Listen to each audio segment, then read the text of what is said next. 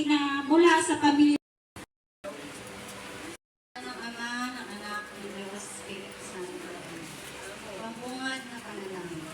Mahal na paligto ang iyong mga anak upang ikaw ang aming purihin at pasalamatan sa biyayang buhay iyong pinagkaloob sa sanlibutan. Mahal naming Ama, narito kami nagtitipon upang ipanalangin ang kaluluwa ng aming kapatid na si Janicel Pasco. Ama, naway patawarin mo siya sa kanyang mga naging kasalanan at tanggapin sa iyong kaharian kasama ng mga anghel at banal. At samahan nawa siya ng mga anghel sa kanyang paglalakbay patungo sa ating Amang nasa langit. Ito ay hinihiling namin sa matamis na pangalan ng aming anak at aming kapatid na si Jesus, kasama sa pamamatumbay ng banal na Espiritu.